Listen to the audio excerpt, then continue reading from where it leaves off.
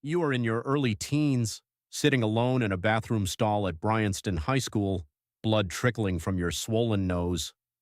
The bullies have left you so beaten that when your father sees you at the hospital, he won't even recognize your face, just a swollen ball of flesh where your eyes should be.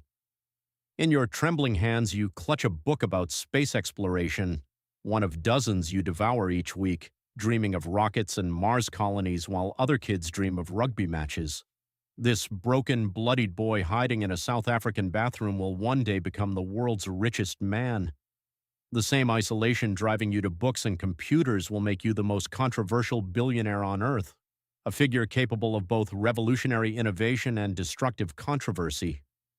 But first, you have to survive this moment. 5 years later, the same boy who couldn't survive a day at school without being beaten is now 23 years old, hunched over a single computer in a rented office in Palo Alto. His back aches from sleeping on a beanbag every night. His hair is unwashed because he can only afford to shower at the local YMCA when he has time between coding sessions. He's building Zip2 from nothing, coding the entire platform himself, sleeping on a beanbag in the office and showering at the local YMCA. The same obsessive focus that once drove him to devour books about rockets now keeps him awake for days, writing code that most people don't even understand yet. The isolation that made him a target in South Africa has become his superpower in Silicon Valley. While other entrepreneurs network at parties and schmooze investors, he disappears into lines of code for 18-hour stretches. The same inability to read social cues that made him an outcast now makes him blind to the word impossible. When newspaper executives tell him that the internet is a fad, he doesn't hear rejection, he hears opportunity. Business corporations refuse Zip2 as a concept, thinking the internet is nothing important to consider. But the bullied boy who learned to survive by thinking differently than everyone else can see what they can't, that every business will need to be online and they'll need maps and directories to help them get there. To impress investors, Elon builds a large plastic structure around a standard computer to create the impression that Zip2 is powered by a small supercomputer. It's a con, but it's also pure Elon, using theater and obsession to sell a vision that's bigger than his resources. The same desperation that once made him clutch spacebooks in hospital beds now drives him to work 100-hour weeks on $1 a day. When Compaq acquires Zip2 for $307 million in 1999, Elon receives $22 million for his stake. He's 28 years old and suddenly rich enough to disappear forever. Most people would retire. Elon is just getting started.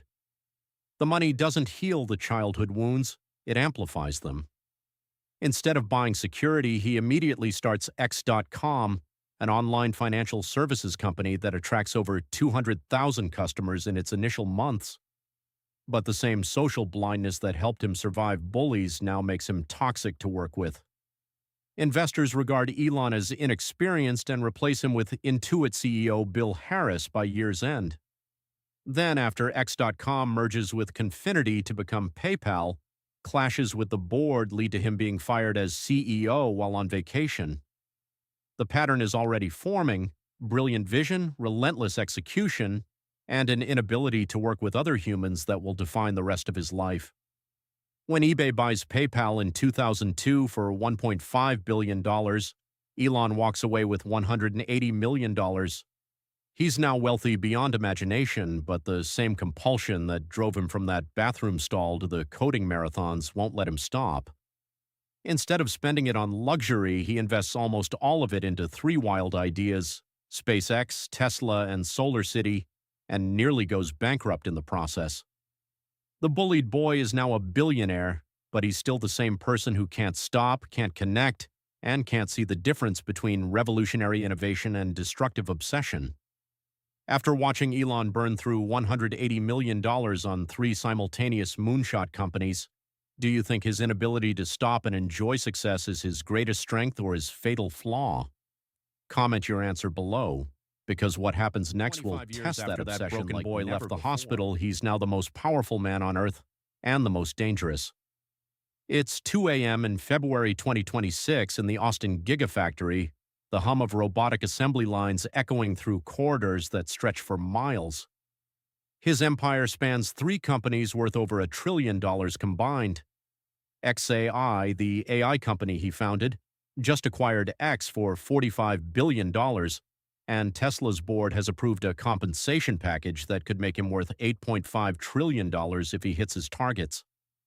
The same relentless drive that once kept him coding for 18-hour stretches now controls rockets that carry astronauts to space, electric vehicles that reshape entire industries, and a social media platform that influences elections worldwide. But the boy who couldn't survive playground bullies has become something far more complex than a simple success story. His X platform, the company he bought for $44 billion in 2022, has become a weapon of division as much as connection. The same inability to read social cues that made him a coding savant now makes him post inflammatory content to 180 million followers without considering the consequences. In March 2026, a San Francisco jury found him liable for misleading investors, another legal battle in a growing list of controversies that follow his every move. The isolation that once protected him in that Palo Alto office now isolates him from the human cost of his decisions. Former employees describe working environments where his explosive temper and impossible demands create cultures of fear. At SpaceX, engineers work 80-hour weeks not out of passion but terror of his midnight email tirades. At Tesla, his board warns that losing him would trigger an exodus of critical staff, but they don't mention how many have already fled his management style. The same obsessive perfectionism that drives revolutionary innovation also drives away the very people who make that innovation possible. He's become the thing he once feared, someone who uses power to hurt others. The bullied child who dreamed of escaping Earth now controls the platforms where millions of people face their own digital bullying. His tweets can crash stock markets, destroy reputations, or amplify conspiracy theories to audiences larger than most countries' populations.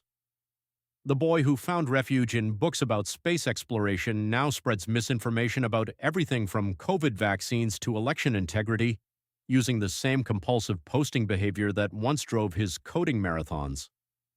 He runs a $400 billion rocket company and a $200 billion AI startup, yet he still can't escape the fundamental pattern that defined his childhood: the desperate need to prove he's not that powerless, beaten boy in the bathroom stall. Every rocket launch, every Tesla sold, every controversial tweet is still that same wounded child screaming, "I'm something," to a world that once told him he was nothing. The same trauma that fueled his rise now threatens to destroy everything he's built.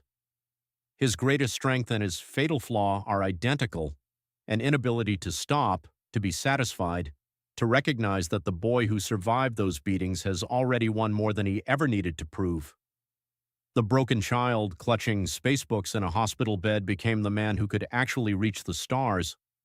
But in conquering the impossible, he's discovered the cruelest truth of all: success doesn't heal childhood wounds.